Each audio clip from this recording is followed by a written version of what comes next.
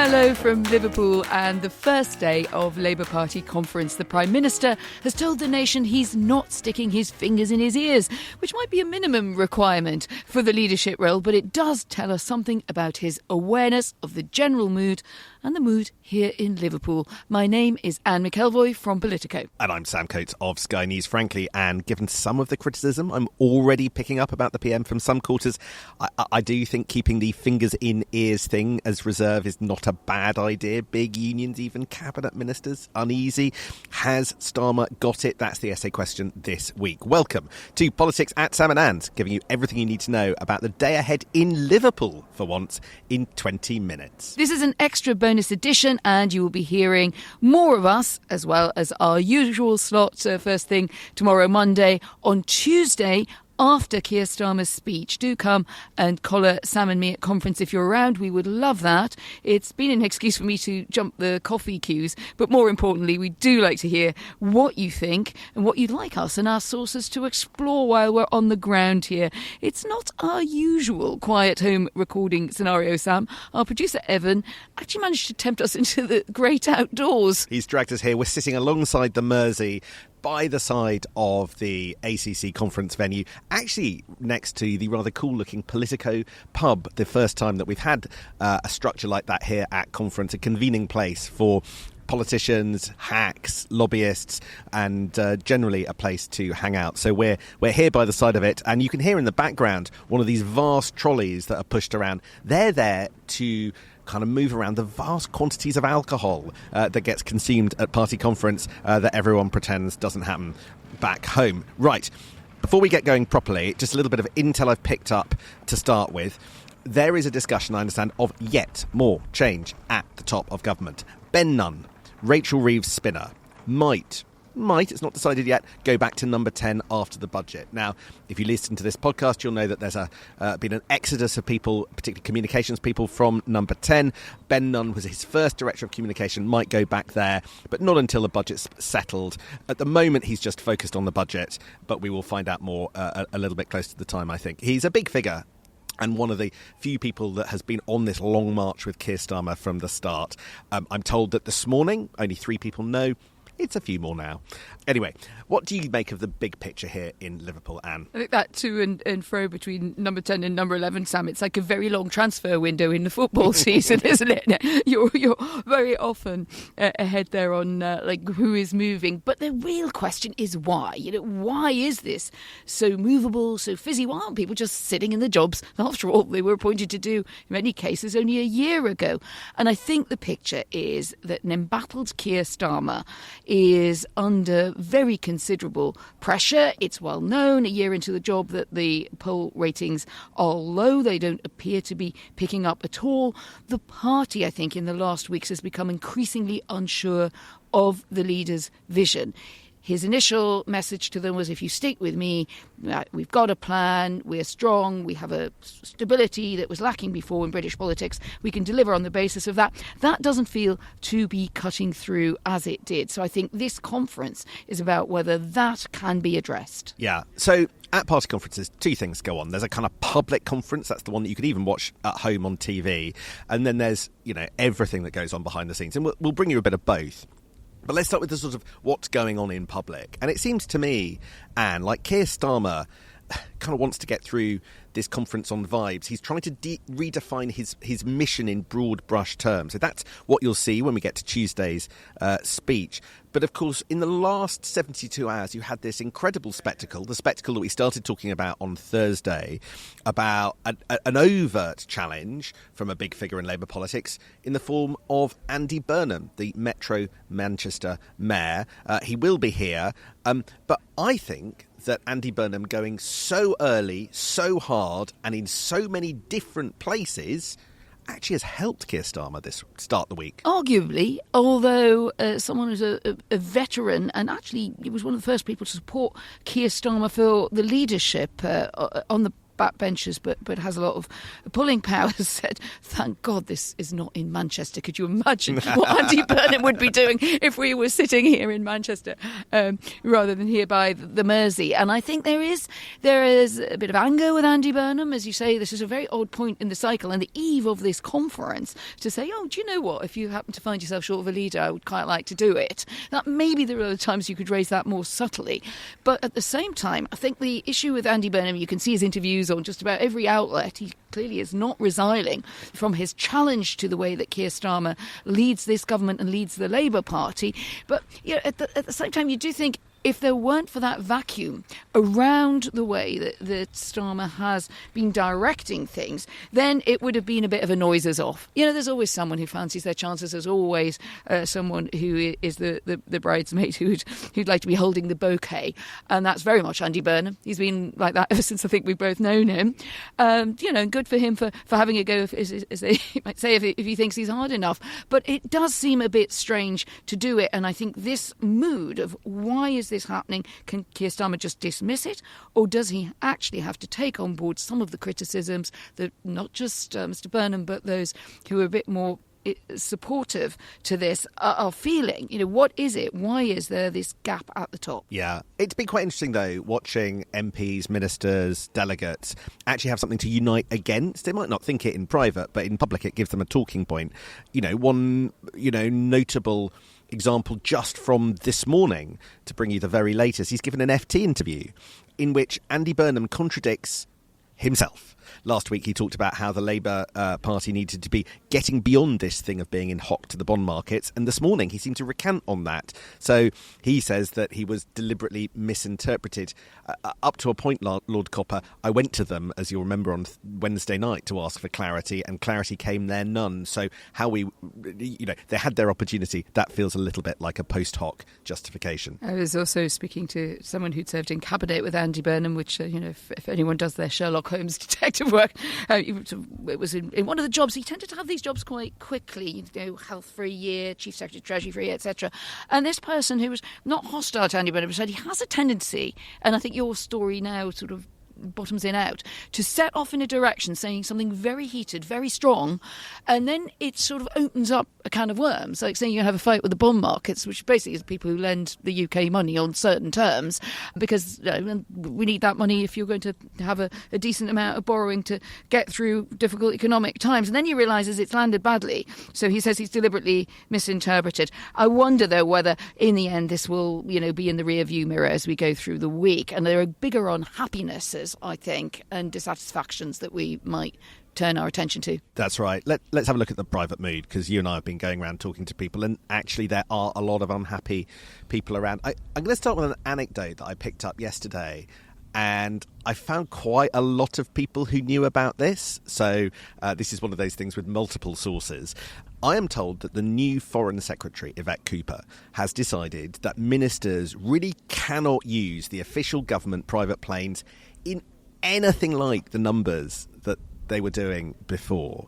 And there's quite a lot of grumbliness amongst some ministers that because of this clampdown.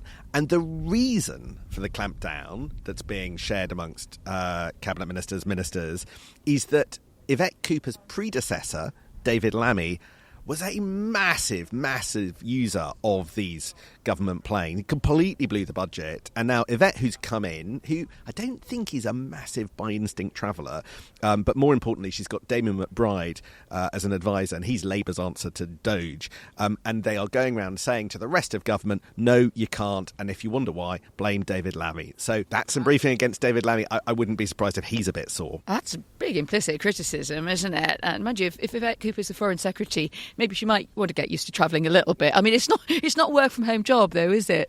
But that's, I think, people settling into their jobs as well. You can hear that, maybe a bit of blame of what was going on before, but that's not a hugely healthy vibe, is it? I know Sam hates the word vibe. I use it all the time. It's not a hugely healthy way for the top tier of government to be conducting itself. And it may well be that Damien McBride is onto something here, and it does look wasteful. And so, there's also a green aspect to this, and Labour has really fallen out. A lot of it's, I just met a lady I went to the theatre last person. She'd be a very strong Labour Party member for years. She said, I don't think they're green enough. I've left because of Greens. I've left because of Gaza. And she was in no way, she wasn't particularly, someone with very extreme views. She's just a disappointed person on the left. But I think that is also an area where perhaps we have to understand that Keir Starmer isn't just getting heat on the right through reform. He has problems a bit on the left as well.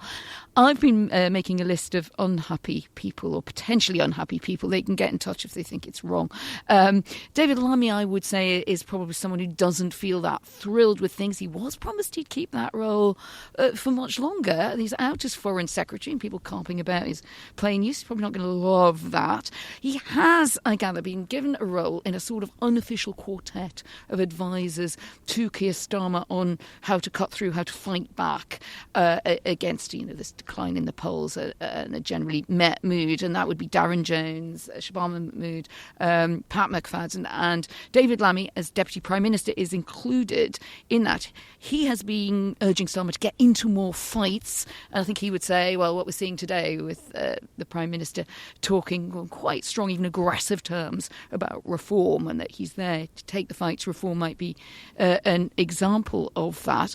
But, you do also wonder what has gone on, because Yvette Cooper seemed to better fit at the Home Office in some ways than at the Foreign Office. Let's see how she fares there. But, was that a falling out of a role because she didn't share Keir Starmer's view of what the Home Secretary should be embodying? And that's everything from this, we can talk about in a second, push on ID cards. It was also about tone to a certain extent. Was it about the handling of the boats? So I think there are people who, even when they're prospering, are a little bit unnerved or a bit down. I wonder whether or not it wasn't Morgan McSweeney who had Yvette Cooper in his sights. There is some talk that he had wanted to move her from that role for a long time.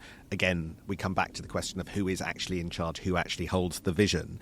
So let's just pause on this issue of Home Affairs and ID cards and all of that for a moment, because I've discovered something I personally thought was really interesting. So since we last spoke on Thursday, a lot has happened in government. Not least the announcement that there is going to be compulsory digital ID. Now, this was launched rather oddly at a conference of progressives on Friday, and Keir Starmer ran into this, which will be a defining thing, pretty quickly and pretty hard, and they're giving off quite confident vibes about it. But here's the thing. The scale of what they hadn't worked out before making the announcement, because it was done in a real rush, is massive. So this, to me, digital ID cards, is a policy innovation about security, identity, and most of all, because of the way it's sold, migration. But here's the thing, Anne. It's not going to be done by the Home Office. It's in fact going to be overseen not by Shabana Mahmood, who I'd absolutely just assumed was taking the lead on it, but by DCIT, the technology department now run by Liz Kendall. And this is all weird because it's going to absolutely rely on all sorts of Home Office things. They haven't decided, for instance, whether or not they're going to use the visas technology or the passport technology or the driving licence technology or the veteran card technology. They have no idea what the back end of this is going to look like. And therefore, they have no real idea about its scope. So you can't really defend it and how it might kind of, sprawl as a policy, which is the fear of critics, because you don't know what it is. And, I understand that bluntly what happened is the Home Office didn't want it and it went to Liz Kendall instead. So has Liz Kendall got another nightmare policy in her lap, just like she had earlier this year with welfare reform? What do you make of that? She does tend to attract some of the kind of, shall I say, hard to win. Let's not say no win, because there's always win somewhere hiding in politics if you can find it. But God, to end up with that, it has all the warning signs attached, doesn't it, of something that should be done by the most powerful domestic ministry, the Home Office. It's not just did the Home Office not want it. I do also pick up from a lot of people there was a division between senior ministers around the Home Office. But I don't know whether Yvette Cooper was the biggest fan of this idea. Well, she's not there anymore, so I suppose that problem solved itself for a while. Of course, senior ministers don't absolutely love every policy and they have to get behind it on cabinet responsibility. But I think to have this science and technology as the sort of lens on it seems odd to me. What are you saying here? I mean, of course you'd expect science and technology to be involved, because if that doesn't work, it'll be a disaster. If it's that could be another big problem for Labour if it just doesn't work well. We had one sell on it, which was sort of brick card. Hey, all you can eat British entitlements to your benefits, everything else goes through this brick card, which is an opportunity. Then you've also got a framing of it, which is without this, you can't get entitled to things, so that will stop people using identity fraud. And it had a sort of clampdown on immigration and those coming into the country by irregular means kind of side to it as well. But as you pointed out, the launch was quite rushed. It was in an odd space to do it, a Progressives conference. Strange, that one. And then, what was it you were saying? This will be really good for you and it'll stop other people being bad for you. It's quite a muddled up message. I might be being unfair. What do you think? No, I think, look, there was a question on telly this morning to Keir Starmer. People who are paying migrants below the minimum wage are already breaking the law. How is this going to stop things like that happening? Good question. There wasn't really an answer. I think that the main thing to highlight is just how, once again, rushed things are. This was not in the manifesto. Yvette Cooper was publicly against it a year ago. She had recanted much more recently, but only when clearly there was going to be a change of policy. And I just think implementation of this is vital. And I think this is a government that does not think through policy. It relies on vibes, not doing the homework. And I think that's its biggest flaw, bluntly. And they haven't, I think, done more than a few weeks' work on this, is my sense. And I want to talk more generally. I think the government, if they were listening to this, would say this is a cross-department effort and yes, DSIT's in the lead, but we're all going to get mucking in. Trust me, I'm fairly confident of where the tensions, I think, lie. I want to just talk a little bit more generally about migration, because it's actually the big Sunday topic of this conference, right? And what do you think to this? On the telly this morning, Keir Starmer was careful to moderate his language. He was talking about how, he was up for removing illegal migrants, but it's a completely different thing. He's drawing a dividing line to reach into people who are lawfully here and start removing them. And he said that Reform UK was racist. OK, so that's leading some of the news websites at the moment. But then let's flick over to Shabana Mahmood in The Sun. And that's where I start to wonder whether there isn't actually something jarring going on. So remember, Keir Starmer made a big play on the telly this morning that he was only going to do things that were legal. But of course, Shabana Mahmood is simply talking about changing the law and changing things that were going to be legal to be illegal. And so she's proposing to review the Refugee Convention, look at the Article 3 of ECHR, which I think Yvette Cooper was going to do. But I understand that they're kind of talking about the removal of up to 400,000 people, right? That is the scope, the potential largest number that she could actually end up. People have been here since maybe 2021. So you've got Keir Starmer on the telly trying to draw a dividing line with reform, but the policies of Shabana Mahmood, if the Sun article is right, look to me to be pretty eye-watering, making that dividing line that Keir Starmer was out and about trying to make in a speech on Tuesday really hard to do. What do you make of that? Oh, that's fascinating and tells us quite a lot about the dynamic, I think, between Shabana Mahmood and Keir Starmer. She's clearly there to bolster the government in this role, but she has made no secret of that, Sam, since the moment she came into post, and frankly in quite a lot of briefings before, that she thought Labour was in the wrong place, not just on immigration, but I think you got your finger on the sort of pain point here, and here comes another wheelie trolley. It's actually got milk on it this time, not alcohol. Listeners might be happy to know that we will be vaguely sober for the next podcast. There it goes. I think what she's really been saying is what Labour thinks is tough on immigration and irregular asylum, i.e. the boats and people coming through the boats and then disappearing and staying in the country, or who've already done that she wants to reach into this group as well. Now, as you point out, this takes you into a much, much larger set of people that the policies have to be able to deal with. They have to be able to deal with removals. At the moment, our removals policies, frankly, very spotty, and often they also mean things like giving people a bit of money when they're going to get them out the door, have no fuss, get as little fuss as possible. You can't do that if you're basically promising kind of British ice, that very controversial sort of Trump policy, which is sort of, well, round people up and chuck them out.